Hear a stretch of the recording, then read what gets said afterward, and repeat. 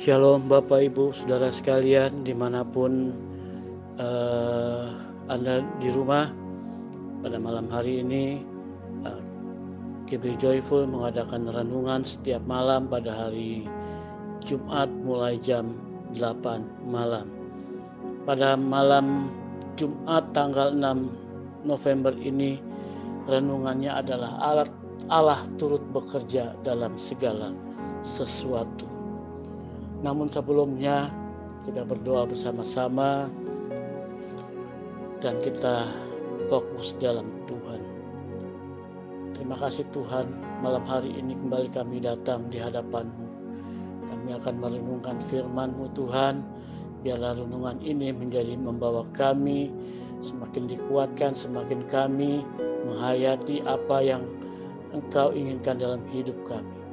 Namun satu hal, Engkau turut bekerja di dalam segala sesuatu pada kami semua.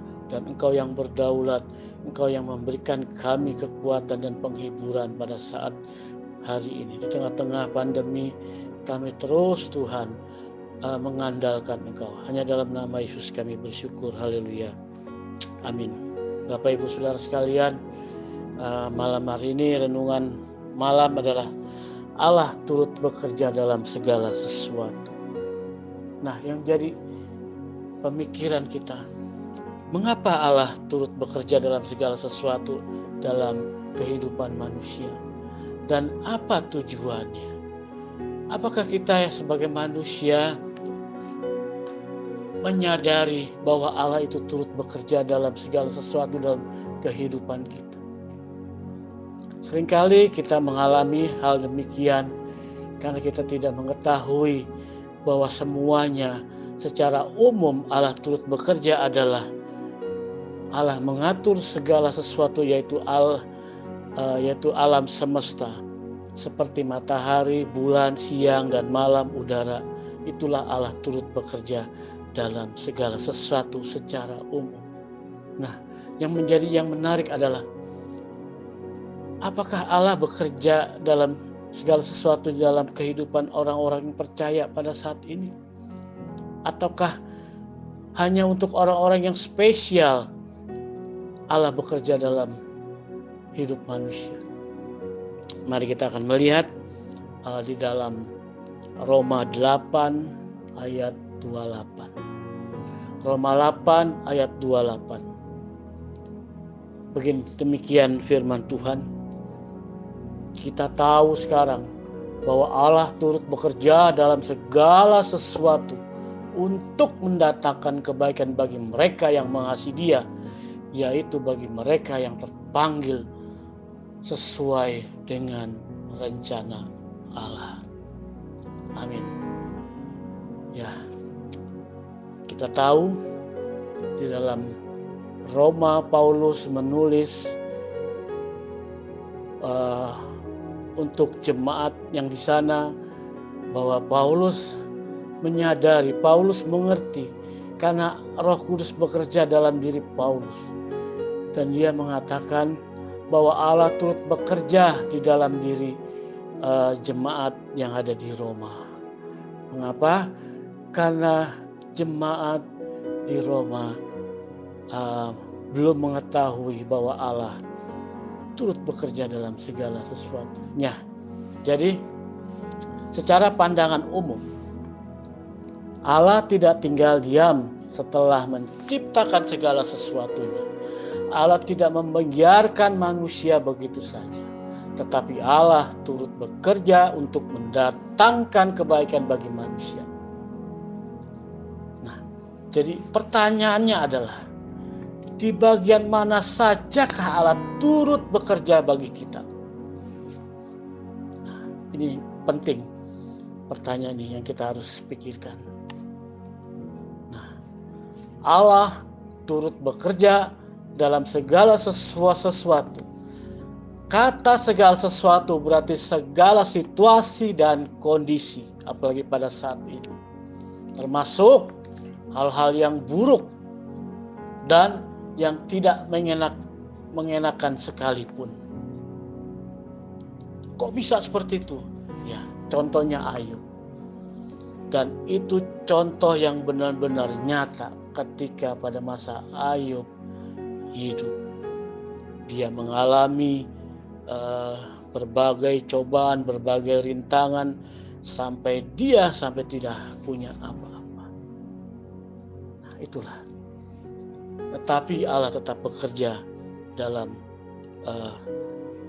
keluarga Ayub dan memulihkan Ayub sedemikian rupa, bahkan dia memberkati secara luar biasa. Karena itu penting sekali kita belajar memahami cara Tuhan bekerja. Karena Tuhan tidak menjanjikan bahwa orang hidup percaya itu bebas dari masalah. Enggak. Saya juga mengalami. Kita semua mengalami. Jadi ingatlah, tanpa melewati ombak dan gelombang, tidak akan pernah dihasilkan seorang nahkoda yang handal. Justru di balik masalah itu selalu ada maksud dan rencana Tuhan yang indah. Jadi sekali lagi, justru di balik masalah selalu ada maksud dan rencana Tuhan yang indah. Salah satunya adalah untuk menarik kita semakin mendekat kepadanya dan belajar bergantung kepadanya. Ya, kita aminkan dan kita percaya ada program yang ditetapkan oleh gembala kita, Pendeta Muda Hengki Sudiarto sebagai gembala kita di GBI Joyful, untuk mencanangkan gerakan membaca Alkitab dalam setahun. Untuk apa? Untuk kita membekali dalam hidup, untuk membekali kita melekat pada Tuhan, dan kita semakin belajar dan mendekat pada Tuhan, dan nantinya kita akan mengetahui bahwa Allah turut bekerja dalam segala sesuatunya, dan kita mengerti apa yang dimaksud di dalam kehidupan kita, bahwa Allah sungguh-sungguh bekerja dalam diri kita. Jadi dengan demikian, jika masalah, ujian atau penderitaan itu seizin Tuhan, tapi jangan diartikan semuanya itu semua dari Tuhan, tidak. Tetapi kadang kelalaian kita sendiri. Jadi hal itu pasti akan mendatangkan kebaikan. Seperti Ayub, di dalam Ayub 5 ayat 17 sampai dengan 18 berkata, sesungguhnya berbahagialah manusia yang ditegur Allah. Sebab itu janganlah engkau menolak didikan yang maha kuasa, karena dialah yang melakukan, tetapi juga ia membebat.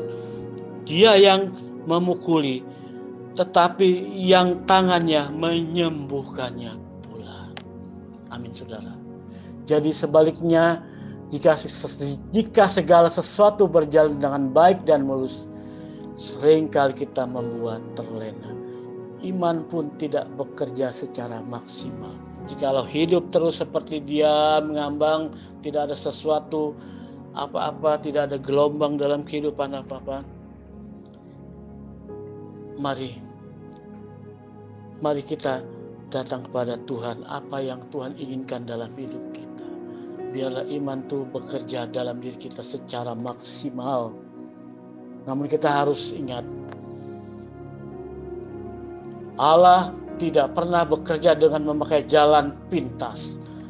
Bagi Allah, bekerja melalui proses terlebih penting daripada apa yang kita harapkan. Seringkali kita mengharapkan semuanya itu serba instan, tetapi Allah ingin mengetahui apakah kita mau dan turut sekendaknya. Allah mau memakai setiap potensi yang kita miliki. Tuhan tidak pernah memberikan yang terbaik kepada orang yang malas dan tidak mau bekerja. Jangan bermimpi. bahwa Tuhan mau mengerjakan yang terbaik bagi masa depan kita. Jadi pertanyaan yang terakhir adalah, kepada siapa sajakah Allah turut bekerja untuk mendatang kebaikan itu? Pertama, kepada orang yang mengasihi Tuhan. Kedua, kepada orang yang terpanggil sesuai dengan rencananya. Ya.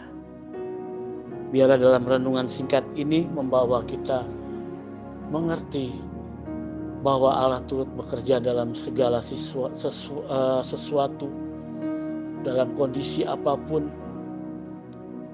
Dia selalu ada di tengah-tengah kehidupan kita.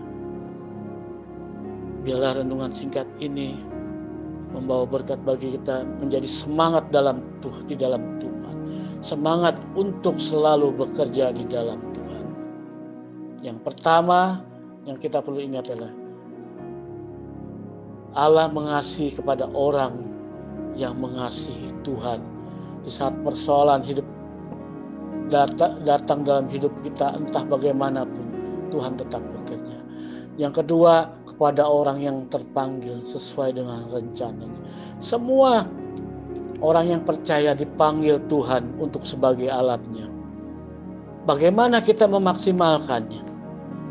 Kita bisa bersaksi kepada siapa saja untuk menarik jiwa. Amin. Demikianlah firman Tuhan. Mari kita berdoa bersama-sama. Sungguh besar kasih setiamu ya Tuhan. Kalau malam hari ini kami diingatkan kembali bahwa Allah turut bekerja di dalam segala sesuatunya. Sehingga pada saat ini Tuhan, kami sebagai orang-orang percaya meresponi, mengimani bahwa Engkau turut bekerja dalam kehidupan kami sebagai manusia, dan Engkau tidak akan meninggalkan kami seorang diri di tengah-tengah dunia yang begitu menakutkan. Kami tahu Tuhan, kami menyadari bahwa Engkau adalah Immanuel, Allah beserta kita. Terima kasih Tuhan, hanya di dalam nama Tuhan Yesus kami bersyukur. Haleluya, haleluya, amin. Terima kasih kepada Bapak Ibu Saudara sekalian. Biarlah renungan ini menjadi membawa berkat, menjadi semangat kita untuk melayani Tuhan, mengiringi Tuhan, bahan kita mencari jiwa-jiwa untuk kemuliaan Tuhan. Terima kasih dalam nama Yesus. Haleluya. Amin.